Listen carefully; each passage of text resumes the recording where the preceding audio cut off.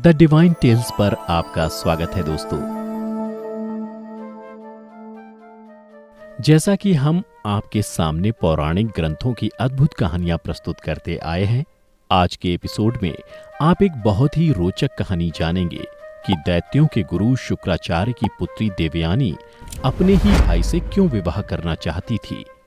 पौराणिक काल के प्रसंगों से ज्ञात होता है कि देवताओं दैत्यों के बीच अनेकों युद्ध हुए। दैत्य गुरु शुक्राचार्य को महादेव शिव की तपस्या करके मृत संजीवनी विद्या का ज्ञान प्राप्त हुआ था, जिसके पश्चात हर युद्ध में दैत्यों को विजय प्राप्त होती थी। क्योंकि युद्ध में जो दैत्य मृत्यु को प्राप्त होते थे, शुक्राचार्य उन्हें अपनी विद्या से पुनर्जीवित कर देते थे, जो देवताओं के लिए बड़ी समस्या बन गई थी। देवगुरु बृहस्पति ऐसी किसी विद्या को नहीं जानते थे जिससे पुनः जीवन दिया जा सके। तब बृहस्पति ने अपने पुत्र कक्ष से दैत्य गुरु शुक्राचार्य का शिष्य बनने और मृत संजीवनी विद्या सीखने को कहा। बृहस्पति ने कक्ष से कहा कि यदि वो शुक्राचार्य की पुत्री देवयानी को प्रभावित और आकर्षित करने में सफल हो गए तो ये विद्या पाना सरल होगा। कक्ष बृहस्पति की तीसरी पत्नी ममता से उत्पन्न हुए थे। कक्ष अपने पिता के आदेश का पालन करते हुए गुरु शुक्राचार्य के पास पहुंचे।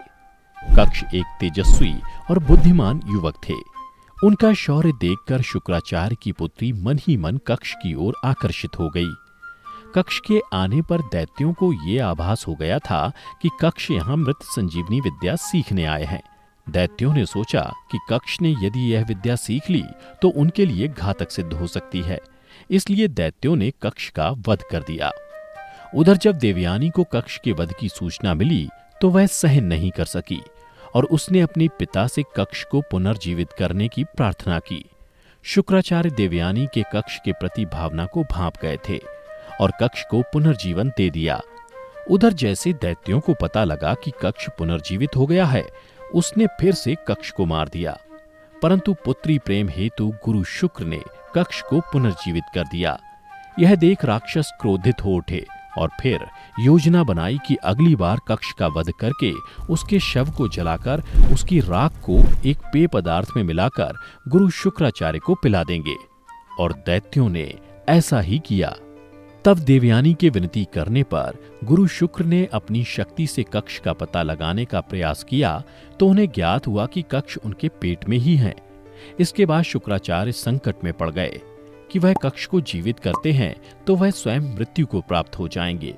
तब उन्होंने कक्ष की आत्मा को मृत संजीवनी विद्या का ज्ञान दिया, जिससे कक्ष उनके पेट से बाहर निकल आया, परंतु गुरु की मृत्यु हो गई। तब कक्ष ने उस विद्या का उपयोग करके गुरु को पुनर्जीवित कर दिया। देवयानी कक्ष को देखकर प्रसन्न हो उठी और उसके सामने विवाह का प्रस्ताव रखा।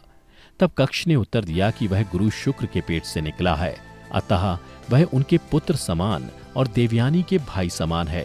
कक्ष ने देवयानी को यह भी बताया कि वह मृत संजीवनी विद्या का ज्ञान प्राप्त करने यहाँ आया था और अब उसके देवलोक जाने का समय आ गया है। कक्ष के इस प्रकार विवाह प्रस्ताव ठुकराने से देवयानी की भावनाओं को ठेस पहुंची और उसने कक्ष को श्राप दिया कि वह कभी इस विद्या का प्रयोग नहीं कर पाएगा। ऐसा श्राप सुनकर कक्ष भी क्रोधित हो उठा और देवयानी को श्राप दिया कि उसका विवाह एक चरित्रहीन व्यक्ति से होगा, और ऐसा कहकर देवलोक वापस चला गया। बाद में देवयानी का विवाह राजा ययाति के साथ संपन्न हुआ। तो दर्शकों, आशा है कि आपको ये जानकारी पसंद आई होगी। अपने कमेंट्स, लाइक और शेयर से हमें सूचित करें। साथ ही इस चैनल को सब्सक्राइब करें, बेल आइकन को टैप करें और पुराणों से रोचक कहानी का आनंद लेते रहें। धन्यवाद।